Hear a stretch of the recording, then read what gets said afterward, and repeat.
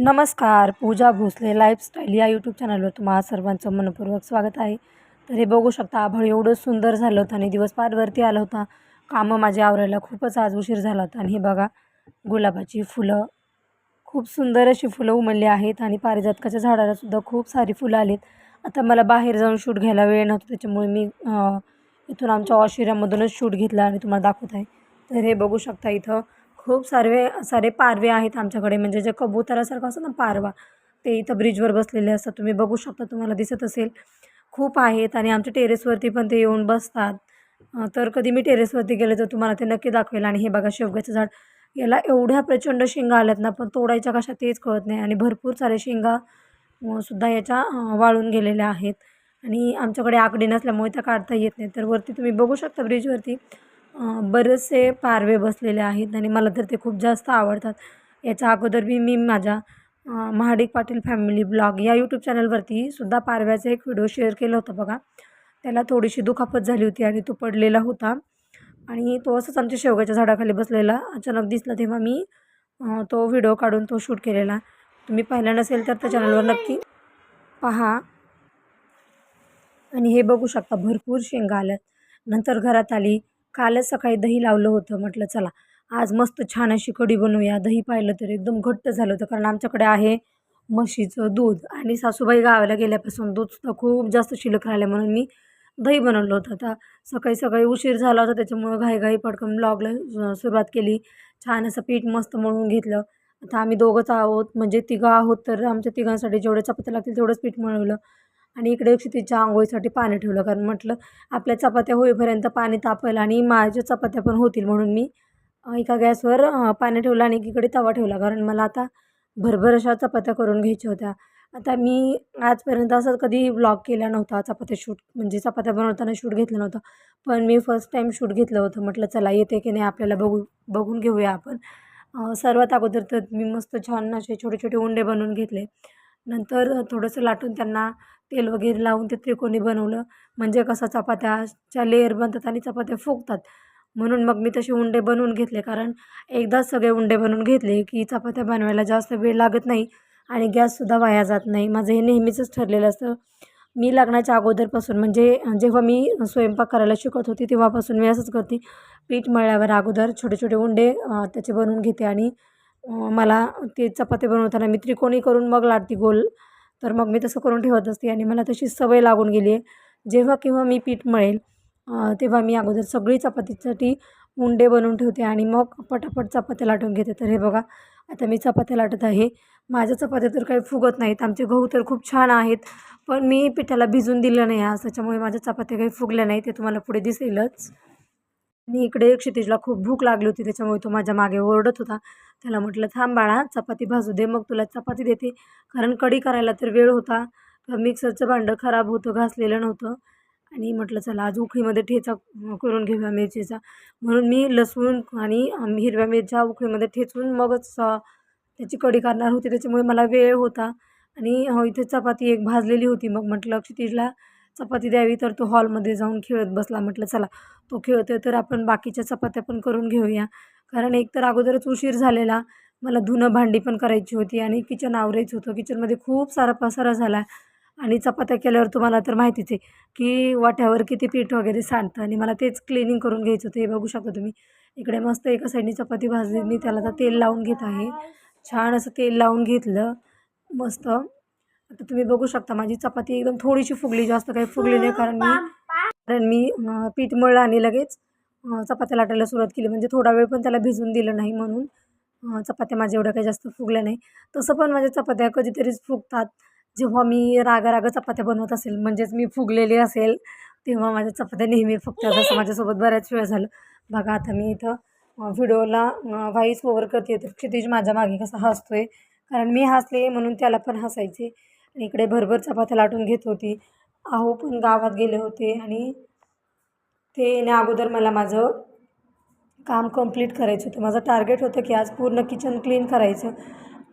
पण पूर्ण किचन तर काय माझ्याच्यानं एकटीच्यानं क्लीन होणार नव्हतं, कारण क्षितिजची लुडबुड मध्ये मध्ये सुरू असते. तुम्हाला तर माहितीच आहे, घरात लहान मुलं असली की पसारा तर कमीच आवरणं तर कमीच असतं पण पसाराच खूप जास्त होतं. म्हटलं असो चला पटपट चपात्या करून घेऊया. आणि आहो तर जेवायला येणार नव्हते लवकर म्हणून मला जेवणसुद्धा एकटीलाच करायचं होतं.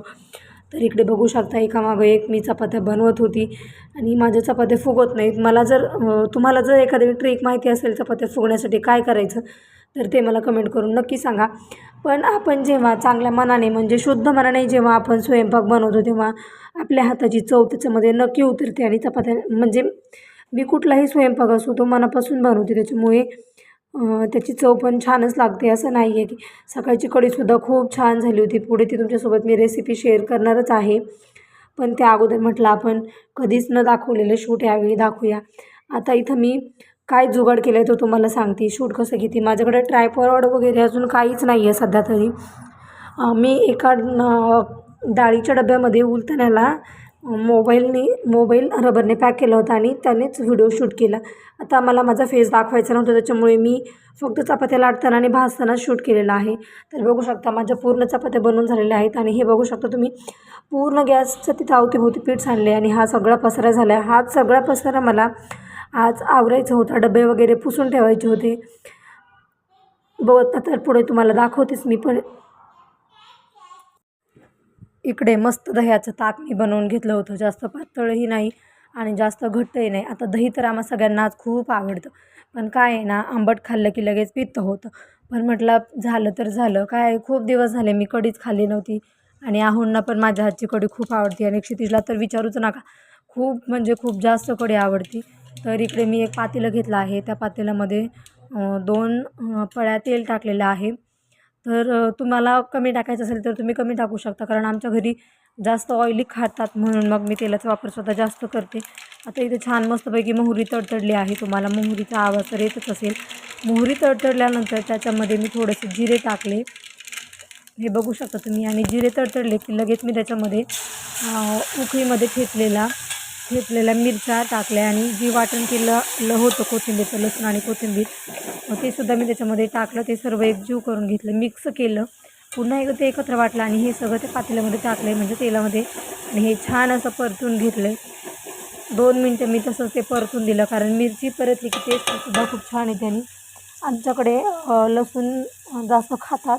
म्हणजे कुठलीही भाजी असेल तरी लसूण ठेचून टाकला जातो. त्याच्यानंतर ते थोडंसं परतलं की त्याच्यामध्ये मी हळद टाकली आणि पुन्हा एकदा हे सगळं मिश्रण एकत्र करून मिक्स करून थोडंसं छान असं परतून घेतलं.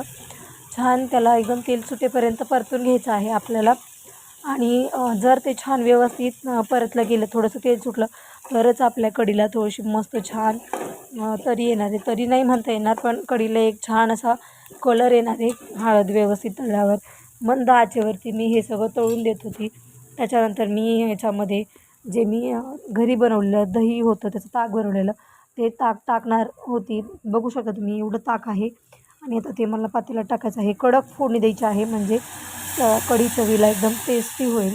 तर बघू शकता इकडे मी याच्यामध्ये ताक टाकत आहे आणि हे सगळं मी छान पैकी हलवून घेतले आहे. आता माझ्याकडे पळी नाही आहे कारण भांडेच घासले नव्हते मी. उशीर झाला होता म्हटलं सो आपण उलथण्याचा वापर करून हलवून घेऊया. तर तुम्ही बघू शकता कढीचा कलर कसा आला आहे. खरंच खूप कमाल. माझं तर कढी बघूनच तोंडाला पाणी सुटलं. तुमच्या तोंडाला पाणी सुटलं का ते कमेंट करून नक्की सांगा. आणि तुम्ही हा व्हिडिओ कुठून पाहताय ते देखील मला कमेंट करून सांगा. हां क्षितिज आलं आहे आणि क्षितिज म्हणतोय चलो बाय. हे बघा मस्त कढी वगैरे बनवून झाली. आमची जेवणं झाले आणि क्लिनिंगला घेतलं.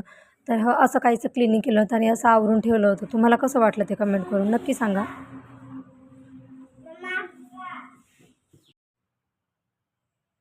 तर हा बघा हा आहे हेअर मास्क हर्बलचा आहे. SSCPL हर्बल्स म्हणजे एकदम नॅचरल आहे. ह्याच्यामध्ये केमिकल वगैरे काही नाही आहे. आणि मी हेच माझ्या केसांसाठी नेहमी यूज करत असते. आता भरपूर दिवस झाले मी केसांना मास्कच लावलं नाही आहे. माझे केस खूप खराब झाले. मी मेहंदी आता शक्यतो जास्त करून वापरत नाही. हेच मास्क लावते. तर माझे केस छोटेसे आहेत त्याच्यामुळे इथे मी फक्त 2 चमचे घेणार आहे. म्हणजे 2 चमचेसुद्धा हे खूप होते पण मी तरीसुद्धा 2 चमचे घेत आहे. आणि हे पाण्यामध्ये मी काढून आपल्या केसांना लावायचं आहे. तर आपण याच्यामध्ये पंचामृत बनवूनसुद्धा टाकू शकतो. म्हणजे केळी, मध, दही, दूध, गोमूत्र असं पंचामृत बनवूनसुद्धा याच्यामध्ये टाकलं जातं. जर आपण पंचामृत टाकून हा जर मास्क आपल्या हेअर्सला लावला तर आपले हेअर्स खूप स्मूथ होतात. म्हणजे एकदम मऊ मुलायम होतात आणि शाईन पण येते केसांना, खूप छान होतात. म्हणजे मी या प्रोडक्टची जाहिरात वगैरे काही करत नाही आहे, ॲडव्हर्टाईज नाही आहे याची. सहज मी यूज करते आहे, मग मी डेली ब्लॉग्स बनवते म्हणून तुमच्यासोबत शेअर केलं. तुम्हाला जर घ्यायचं असेल तर तुम्ही तुमच्या जवळपास कुठलेही आयुर्वेदिक मेडिकलमध्ये किंवा आयुर्वेदिक जे स्टोअर असेल तिथून तुम्ही हे घेऊ शकता. तर आता याच्यामध्ये मी थोडंसं तूप, थोडंसं दही आणि हा बघा हा थोडंसं मध आहे, एवढं शिल्लक आहे डाबर हनी, तर मी तो त्याच्यामध्ये टाकणार आहे. तुमच्याकडे जर व्हिटॅमिन ई कॅप्सूल असतील तर त्या देखील तुम्ही याच्यामध्ये टाकू शकता. आणि हा हेअर मास्क तुम्ही तुमच्या केसांना लावू शकता. खरंच खूप छान रिझल्ट आहे याचा. बघू शकता, जास्त पातळ पण नाही आणि जास्त घट्ट पण नाही आहे. मी हे कालून घेतलं आहे चमच्याच्या साहाय्याने. तर मी माझ्या इथं माथ्यावरती ते लावत आहे. आणि हे जास्त नाही ठेवायचं, अर्धा तास ठेवलं तरी चालतं. जास्त वेळ ठेवायचं नाही आहे असं आमच्या टीचरला सांगितलं होतं, म्हणजे जेव्हा मी पार्लरचा कोर्स केला तेव्हा.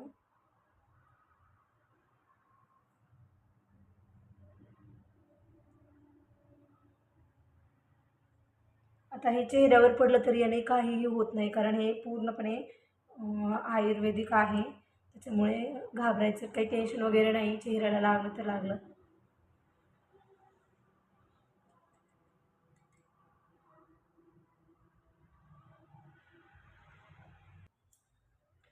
तर बघू शकता, हे अशा प्रकारे मी माझ्या हेअर्सला अप्लाय केलेलं आहे. तुम्ही देखील हे असं तुमच्या हेअर्सला अप्लाय करू शकता. पूर्ण आयुर्वेदिक आहे हे. याचे काहीही साईड इफेक्ट नाही आहेत. आपल्या हेअरच्या लेंथनुसार आपण हे लावू शकतो, म्हणजे घेऊ शकतो. तर मी थोडंसं जास्त घेतले कारण माझे हेअर्स खूप ड्राय झाले आणि माझ्या केसांना 2 फाटे फुटले. 2 नाही म्हणता येणार, 4-4, 5-5 आहेत एका एका हेअर्सला फाटे फुटलेले. त्याच्यामुळे मी थोडंसं जास्त अप्लाय करते.